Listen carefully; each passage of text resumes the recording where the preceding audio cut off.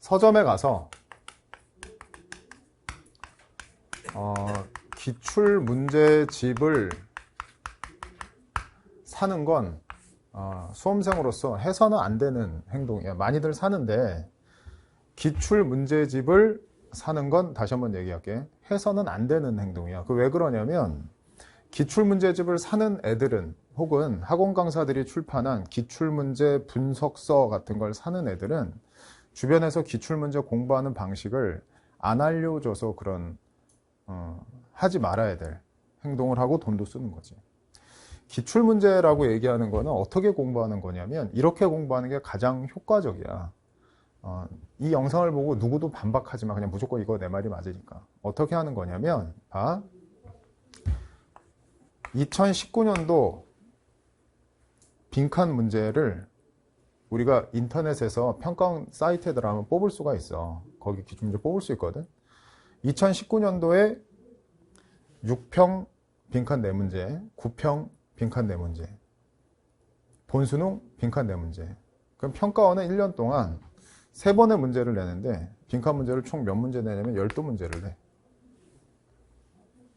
2020년, 21년, 22년, 23년, 24년, 25년 하면 매년 12문제씩을 내.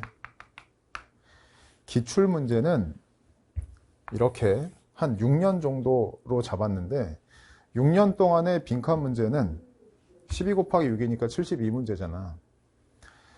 컴퓨터로 다운을 받아서 니네가 한글 파일로 잘 정리해서 이 72문제를 출력을 해.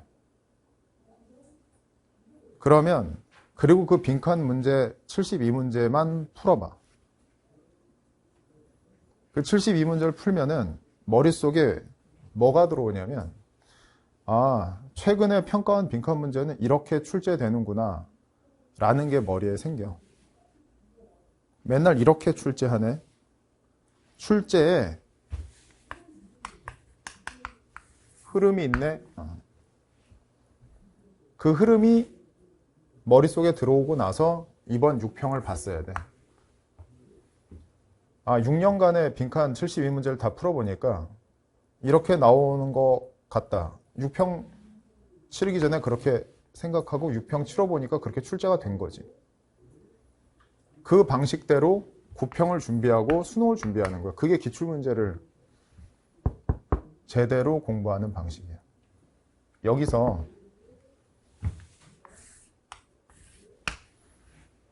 이렇게 해야지 되는 거고 절대 하지 말아야 되는 방식을 여기다 쓸게. 절대 하지 말아야 되는 방식. 절대 하지 말아야 되는 방식은 바로 뭐냐면 분석하는 거야. 분석하지 마. 기출문제 분석 그거 인터넷에서 떠돌아다니고 그러면 어떤 선생님들의 뭐 분석서 이런 거 나한테 가져와서 질문하는 거 나도 이렇게 봐서 이렇게 볼 때 있는데 분석을 그렇게 해놓은 건 그 강사나 학생이나 정말 열심히는 한 거야. 근데 그게 공부에 도움은 안 돼. 기출문제에 나왔던 단어가 올 6평, 9평 대수능에 그 단어가 그 구문이 출제된다라는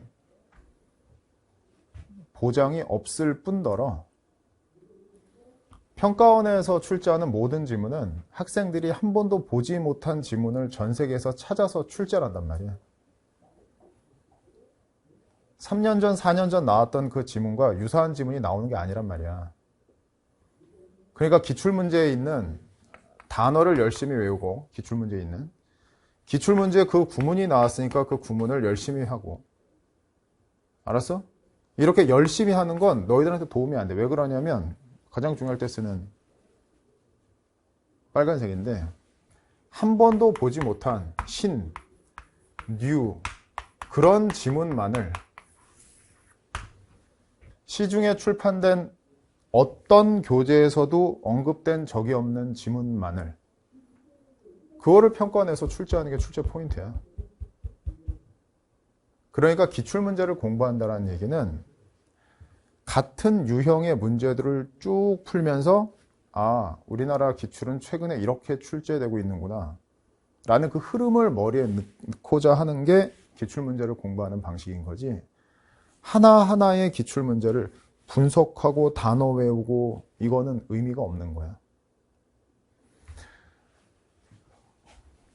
너희들이 시중에서 살 수 있는 그 모의고사는 종류가 두 개일 거야. 기출하고 사설하고. 방금 얘기한 것처럼 기출을 공부하는 가장 효과적인 방식은 같은 유형만 인터넷에서 다운받아서 니네가 편집해서 그냥 출력한 다음에 그것만 봐서 그거의 흐름을 하는 게 기출인 거야. 기출문제를, 시간을 재고 문제를 푸는 거, 그것처럼 쓸데없는 짓이 없는 거야. 시간을 재고 푼다라는 것 안에는 한 번도 보지 못한 지문으로만 이루어진 모의고사를, 낯선 지문을 제한된 시간 안에서 푸는 게 그 모의고사로서의 가치가 있는 거야. 기출문제는 지문들 거의 다 본 지문이잖아. 보면 다 기억이 나요. 그럼 뭘 시간을 재서 풀어? 진짜 쓸데없는 짓이지. 그럼 시간을 재서 풀어야 되는 건 바로 뭐냐면 사설 모의고사인데, 이 사설 모의고사가 너희들이 딱 풀었는데 뒤에 해석지를 안 보고 그냥 이렇게 샀는데 보니까 지문이 어디서 본 것 같아. 뒤에 해석지 보니까 EBS를 변형했다는 둥, 평가원을 변형해서 만든 사설 모의고사라는 둥. 그거는 이미 모의고사로서의 가치가 없는 거야. 모의고사는 한 번도 보지 못한 지문으로만 이루어져야지 되는 거야. 그게 사설에서는. 본 것 같은 지문은 시간 안에 풀어내야 되는 연습을 하는 사설 모의고사로서 존재 이유가 없어. 시간 안에 풀어야 되는 건 기출이 아니고 사설인데, 그 사설은 100% 신지문으로만 이루어져야지 되는 거야. 알겠어? 6편 끝나고 나서 학생들이 많은 질문을 해서 내가 이렇게 정리를 해봤는데, 그래서 40편의 모의고사는 100% 우리나라에 출판된 적이 없는 지문으로만 이루어져 있는 거예요. 그게 사설 모의고사의 존재 이유인 거지. 그리고 문제를 풀 때는 사설 모의고사를 이제부터 이제 6편 끝났으니까 많이 풀잖아. 풀었을 때 무엇보다도 중요한 거는 시간적인 면인데, 집에서 한 45분 안에 1회분 모의고사 푼다라고, 듣기 빼고 독해만 45분 안에 그걸 내가 풀어낸다, 이 생각하고 푸는 게 중요해. 그래야 시험장 가서 55분 그 정도 푸는 효과가 있는 거야. 시험장보다는 집에서 풀 때는 훨씬 더 루즈한 상황이니까 시간을 당겨서 풀어야 되는 거지. 그리고 끝나고 나서 선생님한테 이제 질문을 하거나 이럴 때는 시험 끝나고 나서 다시 봐서 읽혀지는 것. 근데 시험 중에는 안 읽혀졌는데 집에 가서 읽혀지는 것. 그러면 그 문장은 너희들이 읽을 수 있는 문장이라고 봐야 될까? 못 읽은 문장으로 봐야 돼. 못 읽은 문장인가? 제한된 시간 안에 그 문장을 못 읽었으면 너희들은 그 문장 못 읽은 거야. 그러니까 보통 실전 모의고사 집에서 연습할 때는 이 순간 읽혀지지 않는 거는 살짝 표시한 다음에 나중에 이 문제를 맞췄다고 하더라도 나는 이 문장, 이 지문 속에는 이 문장이 불편했다, 넘겨지지 않았다라는 걸 표시를 해놔야 내가 약한 구문이 밝혀지는 거야. 알았어? 어쨌든 수험생활은 하지 말아야 될 행동만 안 해도 반은 성공해. 기출문제 제대로 공부해야 돼. 기출문제 분석서라든지 다시 한번 해. 기출문제 분석서 왜 필요 없다고? 그 지문이 다시 나오지 않기 때문에 필요 없는 거야. 알았어? 기출문제 다운받아서 같은 유형끼리 편집해서 그걸 연속해서 풀어서 그 유형에 대한 감을 익히니까 앞으로가 어떻게 될 건지 출제가 예상된다. 그게 기출문제 공부 방식이야. 쓸데없는 데 힘쏟지 마. 알겠지? 끝.